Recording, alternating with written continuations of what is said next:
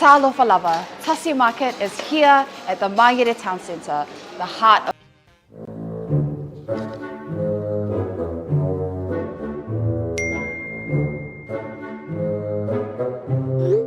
San, si o kamar fale mo se vali le leie vale kako vale mo le sisi. Se fale mo I vati. Ah, SMI.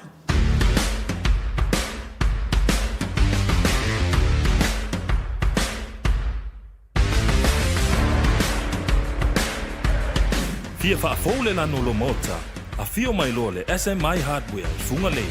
Ua iai nei le mato au whainga luenga to mai whaapitoa, a wale sui ino so se vali, ina ia whetau I le lei malo manao.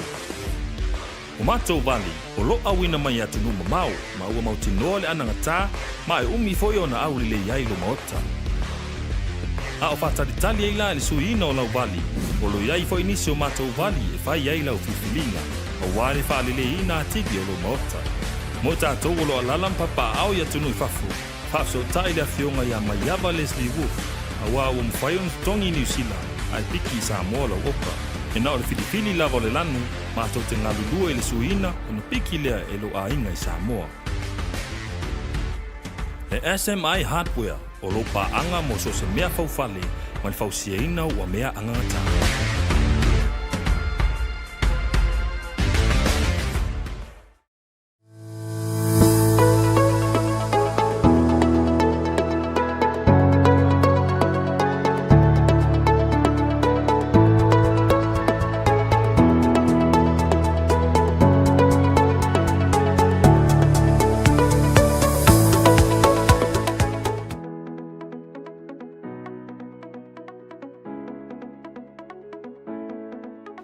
Hey, have you signed up with Blunet yet? No? Well, let's fix that. Head over to www.blunet.co.nz and hit Join Us today. All you need to do is fill in your name, date of birth, phone number, and a few other details. This helps us get you set up faster. We'll also need a photo of your ONT serial number and your modem. Not sure what an ONT is? Don't worry, this is what it looks like, and every house with internet has one. And make sure you have a valid ID and a utility bill or government letter to confirm your address. When you join Blunet, you're not just getting fast, stable internet. You're also supporting shows like Tautuana, Breaking Waves, and Sports Talanoa. Your Blunet subscription helps us bring you more content. If you sign up this month, you get $10 off your first 3 months. If you have any questions, call 0800 258 638. Join Blunet today.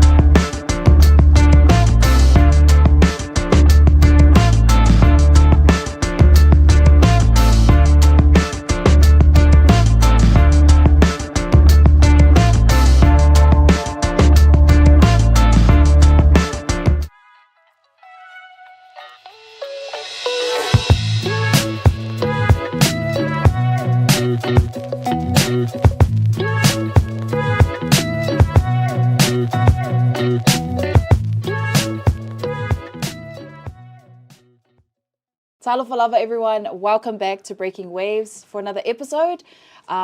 Very special guest today. We're going to have a very fun episode today. He has a wealth of knowledge, amazing work experience, very passionate about community, and he is on a mission to help people unleash their greatness.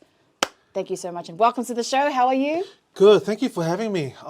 Look, this has been a long time coming, but we've finally made it. Yes. And I'm excited to be here. You guys have an awesome show, and so I'm very privileged.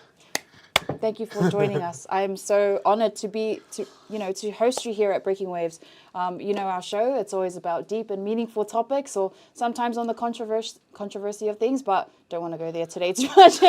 So we'll keep it lighthearted today and also getting to know a lot about what you're doing now. Tell us about yourself. What are you doing for work? Yeah, sure. I mean, hey, we won't go controversial, but we'll be realistic. Yes, and I'll be as real as possible, and I'm just here to provide and add value to your audience and here to serve. About myself, I'm a Christian, so I'm a member of the Church of Jesus Christ of Latter-day Saints. I'm a husband to my wife, Sandra Eve Haufano, and I'm also a father to 3 beautiful children, and I'm also a business owner as well. Tell us about your business. Okay, I've got 3 businesses that me and my wife have between us, but our bread and butter I'll talk about is Zeducatuion. So Zeducatuion, so education with the Z. People do say Z education, but we like to say Zeducatuion. But anyway, Zeducatuion, basically, it's in the name. It's about education, and we work with businesses to upskill their staff. Whether that's leadership, diversity, financial literacy, digital literacy, and well-being. But also, Hana, we also work within the community as well. So not just in the workplace, but also in the community. So that's when we partner up with like government. So the Ministry for Pacific People, the Ministry of Social Development, whether that's helping people get into jobs or helping people get into homes, whether that's in business or community, the engine and the magic is the same. It's education and it's training as part of the solution. So in a nutshell, so look, we're very grateful to have an awesome team. We've just hired 2 people recently, facilitators. Congratulations. Yeah, well, a huge thanks to my wife. It's not easy to find, good facilitators in that, although there's a lot. And she's, in fact, onboarding them on today. So oh, that's so cool. I might be able to make it back to Pukekohe and see them before they shoot off. But anyway, look. That's the space we're in. We love that. And this business, I always tell people, started because of my parents. I'm of Samoan and Tongan descent. My dad and mum migrated to New Zealand in the 80s. They never knew each other before that, but they met each other in a carpet factory out in Onehunga. And then my dad worked his magic, 7 children later. But they always drilled into us kids, Hana, growing up, all 7 children. Education, education, education. And that's ironic because it came from parents who were high school dropouts. They had no qualifications whatsoever. But in their mind, they believed in this thing called education. And that's what they drilled into us. And they said education will lead to a better future, better jobs, and you provide for your future family. So that was the perspective. So I grew up with that mentality. But then, I'll be honest with you, I struggled in school. In primary school, English and maths and writing, I just struggled with it. I remember being taken out of class during reading and writing away from all the other children to get one-on-one support. Although it was a good thing, but as a young kid, I was like, something's wrong with me. Yeah. What's wrong with me, you know? And so I took that lack of confidence with me into like intermediate, high school, and I purposely avoided subjects like English and maths, and I thought, oh, that's for the smart kids. I'll do the easy one like design and graphics. Or there's probably smart kids being like, that's hard. Yeah. Well, yeah, actually, I'll take that back. Yeah. Even smart kids can do graphics. But for me, in my mind, at the time, that was easier than English and maths. Yeah. Okay. And then so I ended up getting into Unitech. Thank you, Unitech, for taking a chance on me. My best mate, Jimmy, just graduated there recently, but it's a different story. Published on the news by staff. Congratulations, Jimmy. But anyway, I did a product design degree, and it should have taken me 3 years, but it took me 4.5 years. I just struggled. I wasn't ready for it, to be honest. And then I went overseas on a church mission, and for the Church of Jesus Christ of Latter-day Saints, and so I served the mission in Texas. And so in that in itself is also like education from a religious perspective. You're studying the scriptures, you're teaching people how to improve their lives, live better lives with the knowledge from the scriptures. And I really loved that. And so I came back home from my mission to New Zealand, did a master's in marketing, and then no one would hire me after that. I was applying for marketing jobs, but no one would hire me. But that's a different story. I created my own little marketing agency there. Then I work in corporate, in sales for different companies, but on the side, I'll do contracting work and teaching. So I'll work for like Te Wangara Aotearoa and different providers, teaching business and leadership programs with Māori Pacifica values. And then one day I was like, I'm going to go off and do my own thing. And that's when I left the corporate space and all of that and went all into the training space. Yeah. And that's where Zeducatuion came about. But, that's the long version of what I'm trying to say here is that it all started from my parents and how they raised us. And Zeducatuion wouldn't be there if it wasn't for that. Yeah. And how I was raised. Were there any kind of like defining experiences? I know you've mentioned your parents drilling that into you. Any defining experiences in your, younger life that has led to where you are today? It's a good question. Jump in the time machine there and go back to when I was a young kid. Defining moments. What should I talk about there? If you don't, that's totally fine. No, it's a great question. It's just I've never thought about it before. Yeah. In terms of which defining moments. I just remember as a kid, like whenever I would get upset, and the thing that I would say to try to get back at my parents is like, nah, I'm not going to go to school anymore, because I knew that's what they loved. And they were passionate about us getting an education. And we didn't have much, like, as kids. Like, I think that's what drove me a lot, is seeing how much my parents invested in us. My parents, we rarely saw both of our parents at the same time, because Dad worked full-time night shift and Mum worked full-time day shift. So we only had one or the other. Oh, wow. Right? They had to do that in order to provide for 7 children. Yeah.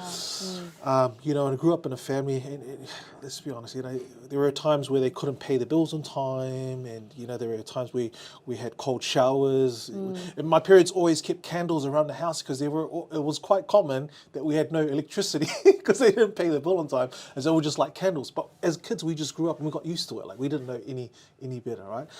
And there were times where we'll go to school and, like, probably not, we won't have lunch, but at least my parents promised us, like, hey, no lunch today, but when you come home from school, we're going to have a nice dinner. I was like, oh, there was something to get us excited. But I saw that my parents sacrifice, and, they invested a lot to make sure that us children had a good education. And because of that, I didn't want to disappoint them. And so a big part of my drive that helped define or motivate what I do today was education, is making my parents proud. Beautiful. Yeah. And that's the island way. Yeah. Right? Yeah. I'm not just doing it for me, I'm doing it for my family. It's always more than just us. It's always a bigger picture to when we work and when we serve. especially towards our families. Yeah. When I became a father, that added a different meaning behind why I do what I do. When I got married, I was recently married, and I graduated with a master's degree. And that's the first time I've ever gained a degree while being married. And I remember during the graduation ceremony, the chancellor that got us to stand up, look at our family, look for them, and then give them an applaud. And, that was the peak of the ceremony. And I stood up and I saw my wife in the crowd, and we just locked eyes. And just in that moment, it was very emotional for both her and me. And it felt like she could read my mind. And I was like, I did this for us. I did this. This is for us. And she was pregnant with our first child. And for me, that's when education and everything I did was like, it was more than just me and my mum, my dad in that. It's like, it's for my future prosperity as well. So that was a different level of motivation. Yeah, having a kid, eh? Oh, yeah. Yeah. That changes your life. Like, I think I talked about it on when I came onto your podcast, how the shift of having a child and needing to mature, having to provide. And at the time when I was pregnant, I was like, oh, my life's over. But then randomly, when I gave birth, mother mode came on. Right. I don't know what it's called. Maybe mothers out there could help identify this. You just switch and you become like provider. You have to find money, food. Who do you want to be? Like your child seeing you grow up so that they can adapt the same principles, values, and morals that you have. And it's a test, eh? It's a test on your spirit, test on your faith. But it's such a beautiful experience. I talked about this on the podcast that I enjoy being in the midst of challenges. It's fun for me, and it's such a good place to grow. And I'm sure you're very similar because you're very focused, you're motivated, and tell us about that because I read books, I listen to podcasts. I have to keep brainwashing my mind to think positively. What is your kind of like mindset routine? Ooh, interesting question. But I must say before I share that, I love watching your content, following you. You know, it's not easy to be in your space, especially on social media, open to the public eye.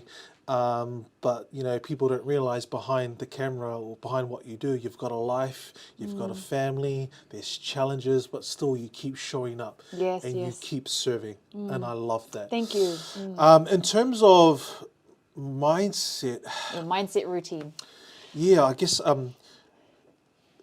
well, for me, there are some things that I do in my day-to-day to help make sure my mindset's sharp, but I always come back to also like my perspectives that I carry with me into like challenges, into life, whether that's business, family, etc. I'll use this example of when we had our first child, my daughter, Alosia, she was about 2 years old, just a toddling around. And we were in the living room and I just finished cleaning the house. And I was like, yeah, you know, I felt pretty proud, you know, I cleaned the house, it's nice and tidy. And I went to sit down and relax. But my daughter has this thing where she just goes up to the TV cabinet, opens up the drawer, everything that's in there comes flying out, right? And she did exactly that, you know, after I had finished cleaning and I was sitting next to my wife. And my daughter came there, opened the drawer, threw it all out. And my first reaction, and I'm not proud of it at the time, but I went, hey! I raised my voice like, hey! You know, because I just finished cleaning it up. But that was my reaction.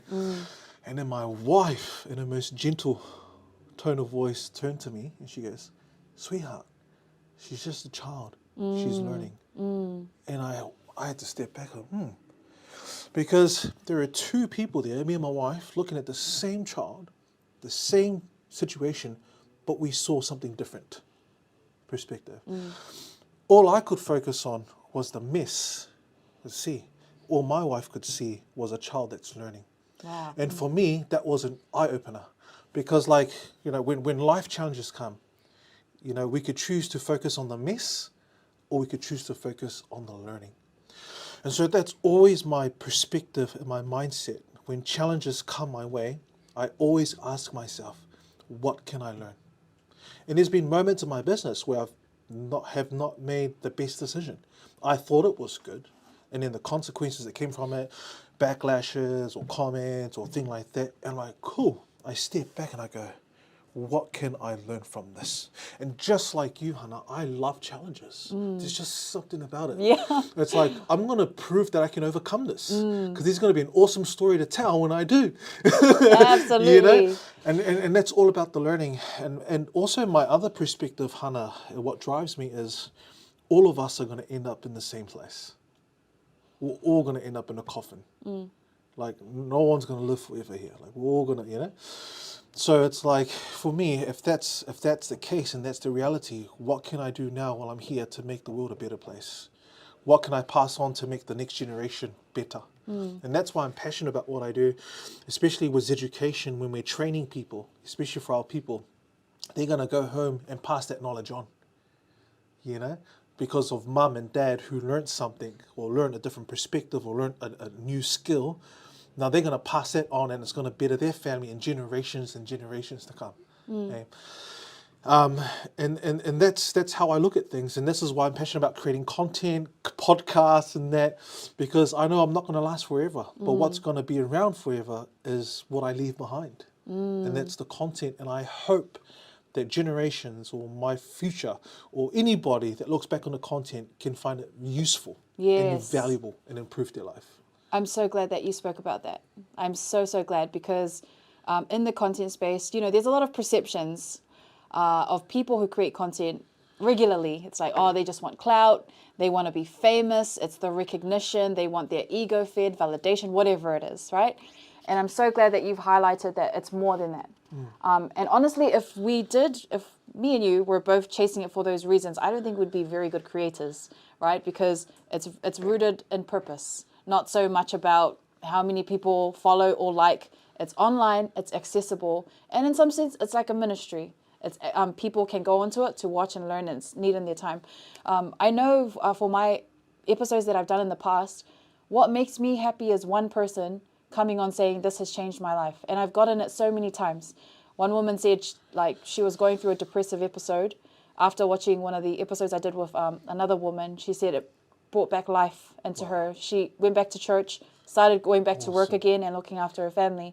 Another guy from the Humble video, he shared it pretty interesting. He sent me an email and he said, thank you so much for sharing that opinion, because I know a lot of our people got offended. I hope you're okay. But that was a wake-up call for me, because he was living quite well in another country, but he had no interest to go back home to look after his family in Samoa. And a lot of his family was living there. So he said that in one of his dreams, probably laugh at this, in his dreams, the quote, Samoans in New Zealand need to be humbled, it reaffirmed to him his purpose in life. So these small experiences is what keeps me going. I don't need to have 1 million people, you know, saying, oh yeah, we like her and that. But if it changes one person's life, that's success to me. And I'm so glad that you shared that. Yeah. And that's what drives me as well. I mean, I've had people before, like when I started earlier, they said, well, so Zeducatuion is a podcast. Zeducatuion is a workplace training provider, community provider. And you ask, like, why do you guys need a podcast? Because no other training provider has a podcast. Why do you guys need one? And the reason why we started the podcast is because our students, when they do these programs, they're like, Pasi, what's next? What's next? We want to do more. And then also the other fold is learning is a lifelong journey, not a one-day workshop or a 10-week drive-through or 3-year degree. Like, learning is forever. So providing a platform where people can still come back and keep learning and growing, just like what you've shared, is what it's all about. One experience that we've had, I've had this guest on, and he's an expert and does a lot of work in the Māori and Pacifica space when it comes to sexual abuse. Very sensitive topic, right? But like, I created a platform where I was able to have that conversation, you know, taboo topic, you know, very sensitive, but in a more neutral and safe space, tala noa style. And that's my goal. That first episode, we did 2 interviews together. The first one, over a year ago, 7 people listened to that podcast and reached out for help. Wow. Because of past trauma related to that. 7 people. That's beautiful. Then the second interview that we did, similar topic and theme, he called me and goes, Pasi, I had someone call me from the hospital after listening to our podcast, asking for help. and he was in hospital because, you know, he attempted. And so, you know, like, even though it's a bittersweet thing, but you can see the impact. Yes. I'm not changing millions of people's lives, but just like you, if it's changing one life, that's what it's all about. And that's what keeps me going. You know? Absolutely. Yeah. And that requires humility, because you're not here to save the world. You're here to use your own abilities, the skills and gifts that God has given you to do the best that you can, right? We're not here to save the world, guys. We're here to do the best that we can. And so beautiful that you share those experiences. See, those are the things that matter, right? And I feel like Pacific content, it's so untapped. Like, I've said this before as well. If you go to like Bailangi podcast, they'll have a psychology, sociology podcasts about everything. With our Pacific community, it's not we don't have a wider range as Bailangis do, or other cultures do, I guess. So it's good that, you know, Zeducatuion is coming through with a podcast, and there's no need to like compete or anything, because there's so much opportunity. 100%. And the reason why I love a podcast platform, especially if you do it properly and you do it right, is you create a platform where you can invite Pasifika or Māori on and give them a spotlight. And then, you know, ask them amazing questions so they can talk and share, you know, about their stuff. And then, you know, it gives them an awareness around who they are and their work, you know, and it leads to more opportunities for them.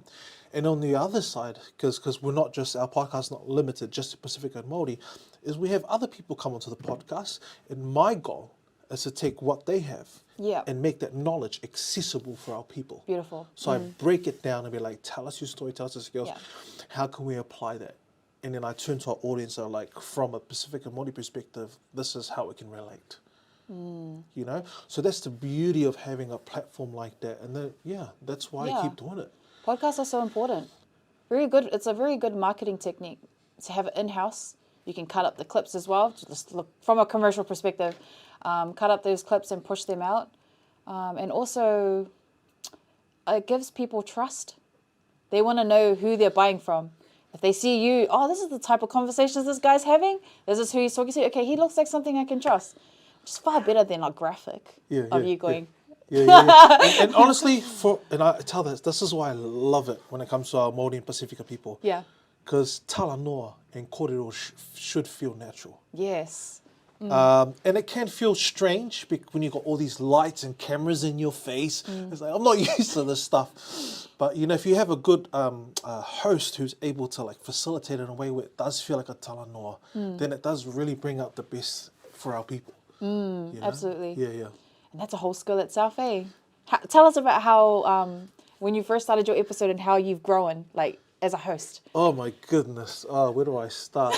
When I first started off, it was on Zoom, and it was when I look back, I was like, oh man, it's a huge improvement with the production and quality now. Yeah.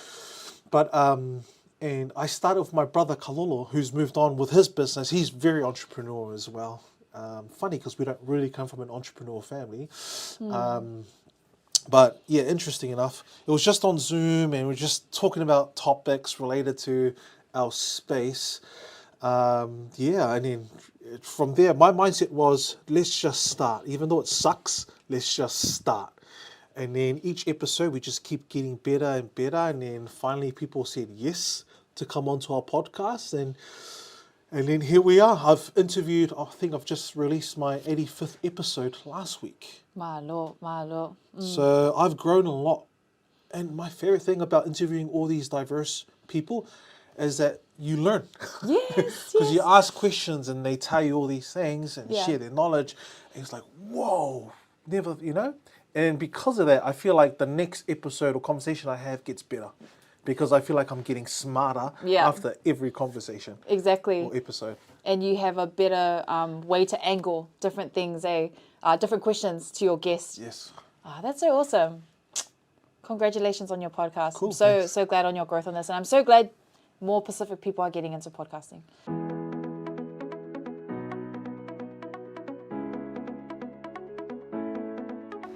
Hey, have you signed up with Blunet yet? No? Well, let's fix that. Head over to www.blunet.co.nz and hit join us today. All you need to do is fill in your name, date of birth, phone number, and a few other details. This helps us get you set up faster. We'll also need a photo of your ONT serial number and your modem. Not sure what an ONT is? Don't worry, this is what it looks like, and every house with internet has one. And make sure you have a valid ID and a utility bill or government letter to confirm your address. When you join Blunet, you're not just getting fast, stable internet. You're also supporting shows like Tautuana, Breaking Waves, and Sports Salanoa. Your Blunet subscription helps us bring you more content. If you sign up this month, you get $10 off your first 3 months. If you have any questions, call 0800 258 638. Join Blunet today. I just hope it comes with purpose, with not those whaikakala podcasts. Nah, I'm kidding. Do what you want. I'm not the There judge. could be an audience for it. There is Who always love an that stuff. audience for whaikakala Yeah. stuff. But I know when I came on your podcast, you're very big on faith and spirituality. And I know you're a member of the Latter-day Saints. Tell us about that. Like, how does that play a role into who you are now? Yeah, look, like I said, like when I first started off, I introduced myself as a Christian first because God comes first in my life. If it wasn't for God, I wouldn't have what I have today. I wouldn't have my family, wouldn't have met my wife, etc., etc. When I'm thinking about business, I always think about Heavenly Father's children. So, when I'm serving or teaching students, I don't just see them as a student. I see them as a child of God. It's like, and before we go in there and serve them, there's always a prayer and there's always a question around Heavenly Father. How can we serve your children better? Help us use our talents, our resources to be able to achieve and do your work. That's the perspective. And then I just feel like when you lead with that, when you lead with those values and that belief, I feel like it just feels natural to do business. I mean, that's what we call it. The shell is the business, but everything within it is very value-based driven. And so, yeah, I mean, like, always start the day with prayer, reading your scriptures, and then, yeah, that sets a good tone for your day and everything else that you do, What was the defining moment when you realized God is real? All right, we're going to go there.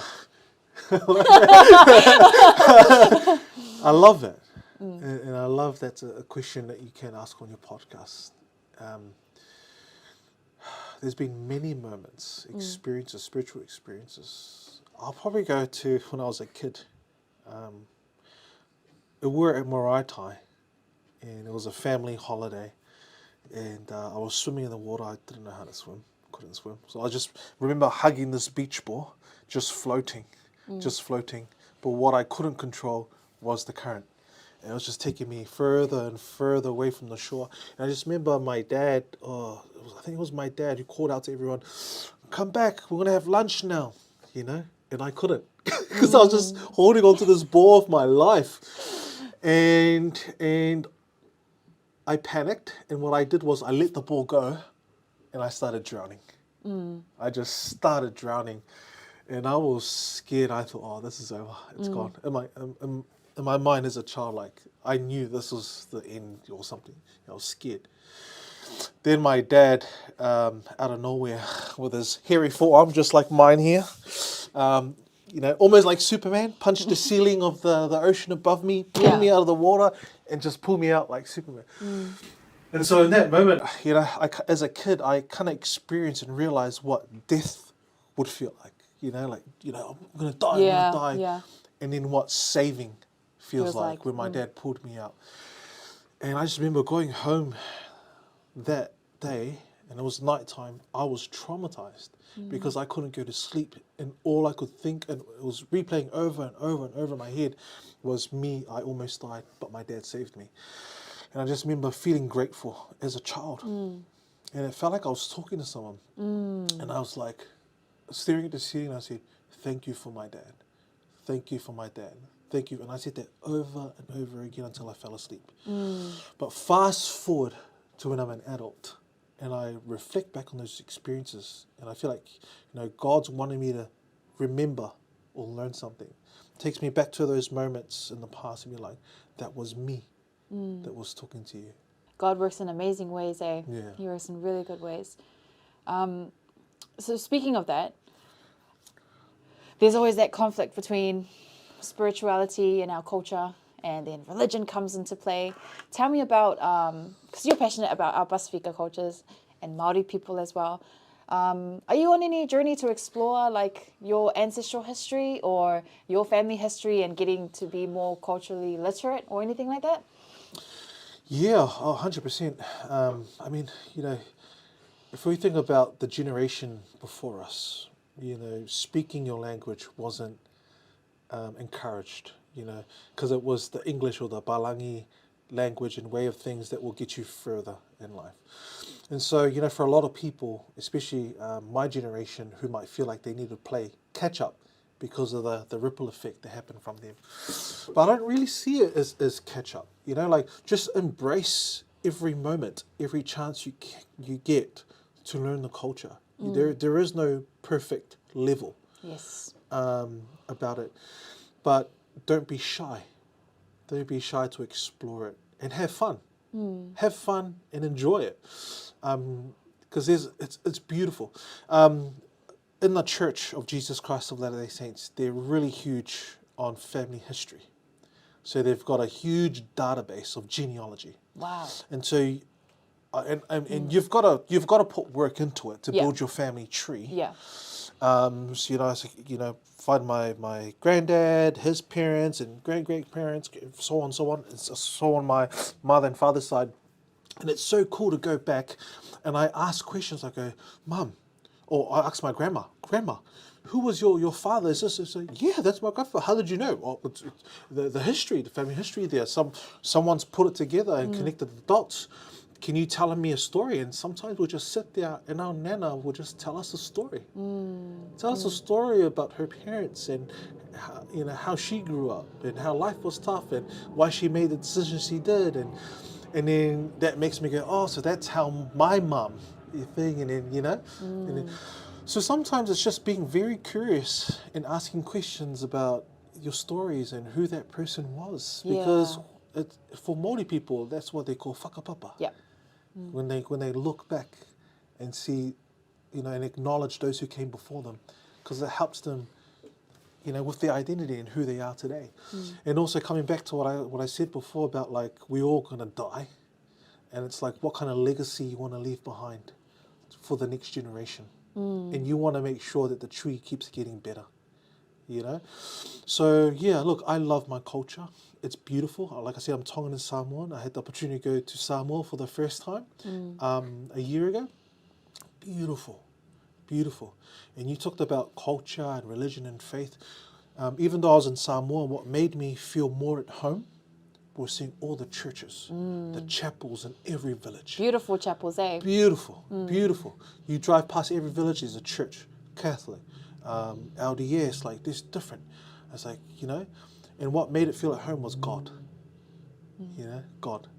So for me, like no matter what colour, no matter how old you are, no matter where you're from, what sometimes unites us is our faith and our beliefs. So yeah, look, it's beautiful and I'm enjoying the journey. I'm so glad. I'm so happy for you. And you're right, Samoa, I want to go back and live one day. Oh, man. Yeah. I want to go back. All right. Yeah. But, since you do a lot of workshops and you work with upskilling people, what's your advice for someone who is wanting to further get into education, but is kind of a bit anxious that they won't achieve schooling or whatever it might be? What's your advice for them? Well, since we just talked about faith and God and religious, from a faith point of view, just remember who you are as a child of God. And no matter what challenge, no matter what tribulation comes your way, that's nothing compared to who you are as a person, right? Like, because you're a child of God, you have so much potential. You are put here on earth to grow, to learn. So part of education, education is part of our purpose here, because education should, the proper education, should lead to better growth and opportunities for us. But that's our responsibility. No one's going to put it on your lap and be like, here you go, right? I had that wrong mindset, especially when I worked in corporate, and I was like, hey, it's not fair, all these people are getting opportunities, they've got mentors and that. I'm this island guy and there's no one here for me. Like, I want someone to be like, oh, Pasi, try this out, or hey, Pasi, come with me and learn this, or shadow. But I had to change that mindset because it wasn't helping or serving me, right? So, and that's how I ended up becoming an entrepreneur. So I'll be like, cool, like, what can I do for myself? And because of that, yeah. And I think when it comes to education, like for me, like I talked about earlier, I lacked a lot of confidence. But I held on to the belief that education would lead to a better future and opportunities because of my parents. And so I never gave up just because of that. And then education has unlocked so much doors. I wouldn't have the business today if it wasn't for education. Yeah. I wouldn't be who I am today if I didn't take up those education opportunities. And the cool thing about if you do go to like university or something like that, make friends, like network with people. Like there's so much. It's not just about sitting there and taking a lecture and passing assessments.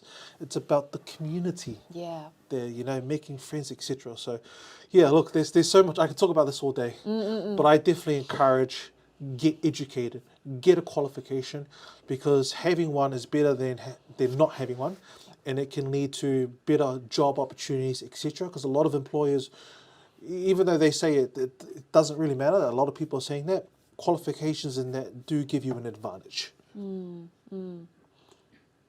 I wanted to touch on what you said about confidence, building confidence.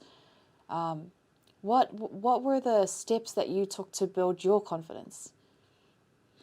Well, I wouldn't claim to be a very confident guy. I mean, well, more I confident than you were before. I think confidence is like a muscle, and the more you train it, the better it becomes.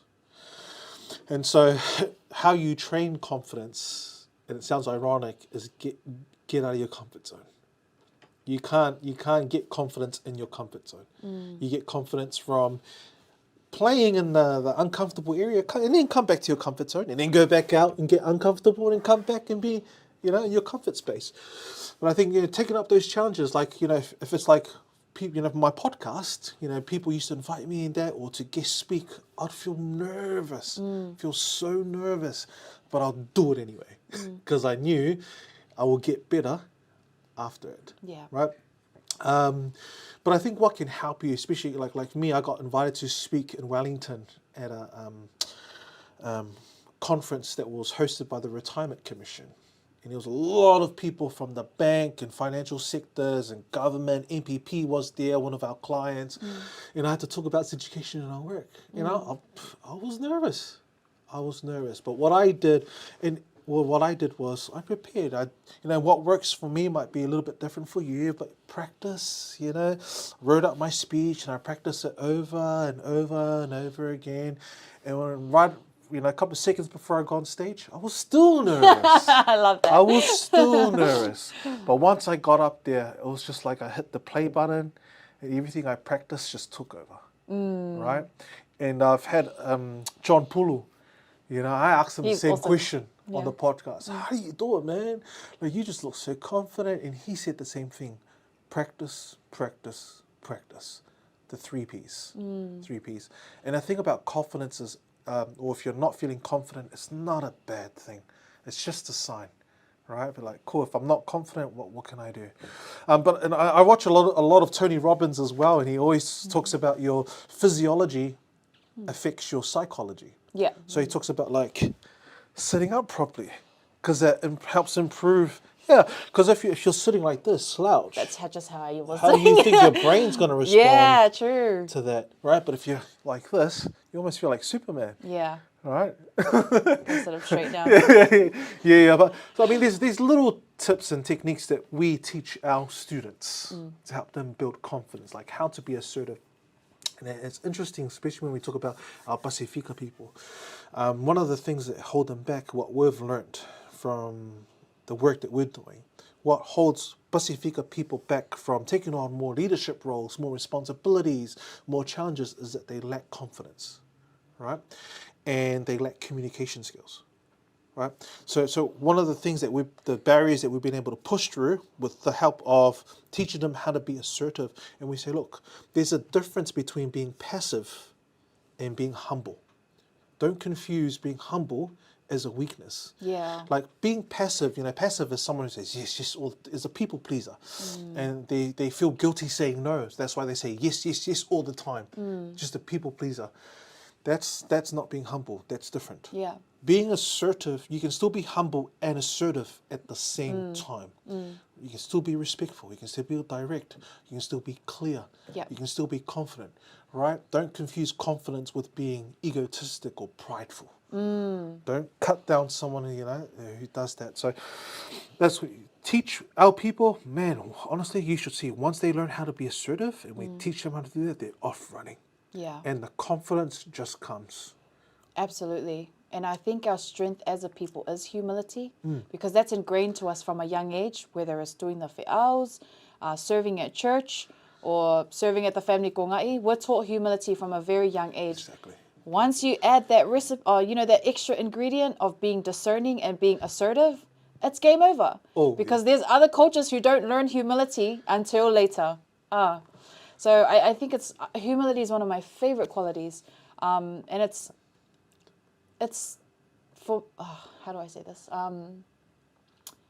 It takes a very strong person to be humble. Like for example, you're right? You know you're right in an argument. You're with two other people, and you can obviously tell that they're in an emotional response system. So they're responding emotionally. They're not thinking. Humility is understanding that and just saying, okay, all right, let's move on from this, because you won't get your way. And that's not being a people pleaser or being kind. It's understanding the situation that you won't get a positive result. And those are the kinds of results you get or you receive when you remain a humble person. Exactly. And Scripture is big on humility. It's the only way we can reach God. Only a humble heart can reach God. And I'm so glad that it's deeply ingrained in Samoan culture. The way we teach it is quite different from how the West teaches it. It's like they teach us this is who does what in our family. This is our makai. This is know your place, serve the best in that place, and then they accept you and love you for that. So I'm so blessed to be Samoan. That's one of the reasons I'm so happy to grow up as Samoan, because I knew I was taught humility from a very young age. And now I'm older and I'm in the workspace. When things screw up all the time, whether it's clients, whether it's business partners, I'm just like, oh, okay, let's move on now. Like, that's what humility is. It's just like letting it go, and not to like you said about being passive, doing something with intention, and using the quality of humility to kind of elevate it, to push you forward to whatever your mission or vision is. Yeah. Yeah. One of the things my mum taught me was, she says, never stop being a student. And what she meant by that is never stop being humble and open to learning. And she said, like, if you're humble enough, you can learn from anyone and anything. Right? If you're really humble, you can even learn from a little child. Children can teach you something. Yes. And that's why I go back to that example of my wife and I. Look at my daughter, creating the mess and stuff. In order for me to learn and have that eye-opening experience, I had to be humbled. Yeah. And hey, sometimes you are forced to be humble. But it's definitely much better when you choose to be humble. Absolutely. Right? But definitely having that, being humble is also a mindset as well. Yeah. Because it's being open to learn, because you don't know everything. Yes. And I like what you said, you can learn from everyone. Because humble people are the type to shake the janitor's hand and the CEO's hand and treat everyone the same. Exactly. And they walk out probably the most productive person because they've learned from everyone. Whereas if you don't have that mentality, you're just like, this person's important. You're blocking out so much things that you can learn. Yeah, and I feel like it's more natural to be humble if you know how to love. And like in the scriptures, what is the greatest commandment, of all? What is the first and great commandment? is to first to love the Lord thy God with all thy heart, mind and soul. And second is like unto it, love thy Your neighbour neighbour. as thyself. But it's love. It's love. And I feel like that if you're driven by love, you know, this charity, you just want to serve, you want to help, you know, you have empathy for someone when they're hurting, you want to support them, be the good Samaritan. I feel like humility and all these other good things just come naturally. Yes. If you just love. Yeah, and the thing about love is sometimes it's hard to love people who are being mean to you, or who are backlashing. But like especially with social media. But what does Jesus teach? Love thy enemies. Yes. Love thy neighbors. Love your love thy enemy enemies. more than your friends. So honestly, it's just the power of love, eh? And the thing about love, especially, you know, Valentine's, and people are like, oh, you know, love can get distorted, or the meaning of what real love can get distorted. And that's why I always go back to the scriptures around what is love. And like, you know, it teaches us God is love. What does that mean? That's pretty deep. God is love. But then also in John 3:16, it says that, you know, for God so loved the world that he gave his only begotten Son, that whosoever believeth in him shall not perish but have everlasting life. So one way that scripture defines love is giving. Sacrifice as well. Yeah. And so again, like if you have love for someone, giving and serving and being humble and all that should just feel natural, eh? Yeah. So beautiful. There's a lot of love in this, there's a lot of fear in this world as well. So it's always that constant battle between fear and love, that's going, and you can see it in like politics, online in the digital media space. Like every conflict online, it's actually a battle of principles. It's people just fighting over principles. And you'll kind of like, say someone posts something controversial. You have a large amount of people who are hating, and you have a large amount of people who are agreeing and saying, no, this person has a right. And I think when you understand love and you understand God, you can start discerning who is showing love online, even through like very cheeky or subliminal comments, and who's not showing love online.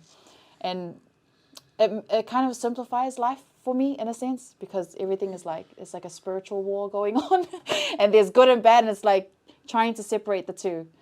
Sorry, I just went on a rant there. Yeah. No, but the thing about those challenges, and life is tough.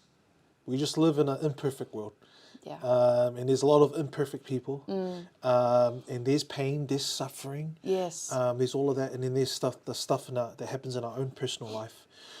But I always come back to, it's better to fight adversity in the light than it is to fight adversity in the dark. What I meant by that is like, if you're like living the gospel, you know, staying true to your values, your beliefs, when challenges come, it's much more easy. I wouldn't say easier, but it's better to manage those challenges and stress in that when you're in the light. Versus like if you're not living the gospel and those values and beliefs and your faith, you're not living it, when challenges come, it's harder to deal with those challenges. So what I'm trying to say is, you just focus on what you can control, and it's your choice and your faith and your values and your beliefs. And then when the challenges come, you know, it should feel you're ready to face it. You're ready to face it and overcome it because you're in the light. Does that make sense? Absolutely. Absolutely. That made so much sense. Thank you for sharing that one. And I think that's such a beautiful way to end this episode. One more question. Any last words for our viewers? I just come back to our mission as education, and we're all about helping people unleash their greatness. And it's because we believe that everybody has greatness. Like whoever's listening, no matter what anybody's told you, no matter what you've heard, no matter what pain you've been through in life, you have greatness. Doesn't matter how old you are, where you're from, you know, what challenges you've had in life, you have greatness. You know, I had this opportunity to run a workshop a couple of years ago for the youth. It was a boot camp for youth, and these youth were troubled youth who were stuck between not being in school and no one wanting to hire them. And I ran this workshop around discovering your strengths, and I'll never forget this. You know, these defining moments that you talked about earlier. All of them were so engaged, in this workshop I was doing around discovering your strengths, but this one girl in particular started crying. And I said, oh, everyone was worried, like, what's going on? Pussy, what did you do? You know, and it's like, oh, and then she basically shared, she's like, my whole life, I've always felt useless. Like, I had a child when I was pregnant, when I was 13 years old. My brother took his own life. I wish I could have done something. But after doing this program or this workshop, I am good at something. Like, I just realized I'm really good at listening. I'm really good at this. And for me, like, sometimes we just need that. We just need someone to tell us that we have potential, that there is good in us. And if there's anything I want to leave is that you do have greatness. No matter what's happened, trauma, no matter what anybody's told you, believe it. Believe that you have greatness. Thank you so much, Pasi.